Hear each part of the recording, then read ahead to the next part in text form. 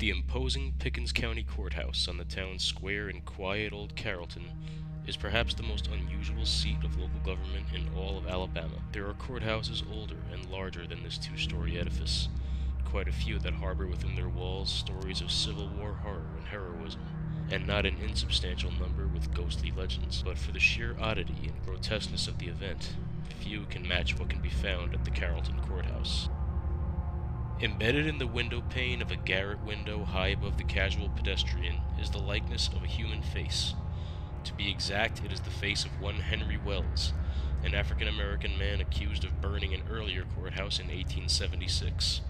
How and why Henry Wells's face was etched in that glass for all eternity is a story both sad and bizarre. It begins on April 5th, 1865, when Union troops under the command of General John T. Croxton burned the University of Alabama at Tuscaloosa, some 40 miles east of Carrollton. General Croxton then sent a detachment of soldiers to destroy the Pickens County Courthouse at Carrollton, although why he issued such an order remains a mystery. There was no military value in the act, but the Yankees carried out their mission with soldierly precision, and the stately old building burned to the ground. The people of Pickens County vowed to erect a new structure, despite the presence of carpetbaggers and a radical, federally installed government in the county, which made the task doubly difficult. But rebuild it they did, and for 12 years the courthouse stood, symbolizing, as one writer observed, the return to law and order in a strife-torn land. But all that changed on November 17, 1876, not quite 12 years after the Northern troops torched the first courthouse. On that late autumn night, two men, one of whom was alleged to have been Henry Wells, a former slave, set fire to the new Pickens County Courthouse. A newspaper of the era, the West Alabamian, contained an account of the fire on page 3 of its November 22, 1876 edition, which said in part, "The burning was unquestionably the work of an incendiary. It took fire in several places about the same time." Henry Wells and his buddy, Bill Burkhalter, were suspects from the beginning. According to Dan Turnipseed, a Carrollton historian and an expert on the legend, Wells had been accused of raping a white woman. He was allegedly told that if he burned the courthouse, all the records of his arrest would be destroyed and he wouldn't come to trial. Just who gave this advice to Wells isn't clear, but the fire did burn all the books and records of the probate court. However, the dying confession of Henry Wells, published in the February 6, 1878 issue of the West Alabamian, contains a different account.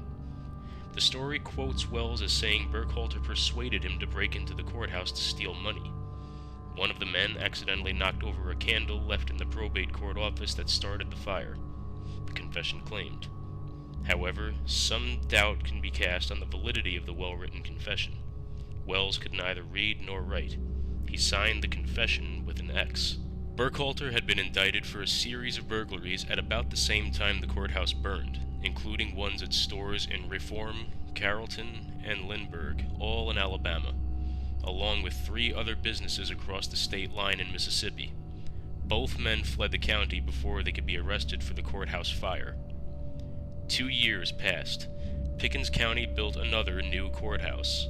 Then, on January 29, 1878, Henry Wells was arrested while working on Bill McConnor's plantation near Fairfield, now a western suburb of Birmingham. Wells tried to escape and was shot twice in the legs. The other suspect, Bill Burkhalter, was soon captured near Tuscaloosa. The men were returned to Carrollton. The sheriff feared for their safety and decided to house Wells and Burkhalter and several other prisoners in a garret storeroom. There is no record that Wells was treated for his leg wounds. Word soon spread through the town that Wells, the man many thought mainly responsible for burning their courthouse, had been found. A mob gathered on the night after his arrival in Carrollton, intent on opposing their own brand of justice. Storm clouds rolled across the sky, bringing intermittent rain and a spectacular lightning display to the mob of whites calling for Wells's hanging. The frightened prisoner stared down from his attic cell, shouting his innocence through the half-open window. What happened next is part legend and part fact. A tremendous bolt of lightning struck near the courthouse. The imprint of Wells' horrified expression was said to have been permanently emblazoned on the garret window glass. It remains there to this day. The mob eventually dispersed, although accounts of what finally happened to Henry Wells differ. The generally accepted story is that he died shortly after that loathsome night from wounds inflicted during his capture at Fairfield. Burkhalter was convicted of complicity in the burglary and fire and died while serving a sentence at the state prison. Not long after Wells' death, passers-by started to notice the distinct image of a man's face on the garret window. One man described it as having a mustache and wearing a black hat. Carrollton's Dan Turnipseed said it looked like a negative when someone sees it from the street. Strangest of all, he said, is the face cannot be seen when looking out the window from the inside. Turnipseed said the face clearly has the look of someone distressed or frightened. In the mid-1980s, the courthouse was renovated. During the cleaning operation, Turnipseed said the bottom portion of the garret window where the face is seen was raised so workmen could paint the sill and destroy some beehives. Even with the bottom portion of the window up, the face in the top part was perceptible. Over the decades, unsuccessful attempts have been made to remove the image from the window by washing or scrubbing the glass. In recent years, the county has decided to leave the window alone. "We don't fool with it," Turnipseed said. Mid-1980s, the Atlanta Center for Continuing Study of the Shroud of Turin took close-up photos of the face in the window using a power company's truck to lift photographers to within a few feet of the image. Copies of the photographs, clearly showing the mysterious face, were sent for analysis to the Jet Propulsion Laboratory in Pasadena and to a laboratory in West Germany. A close-up view of the window shows that the face seems iridescent with a variety of colors, somewhat suggestive of an oil slick.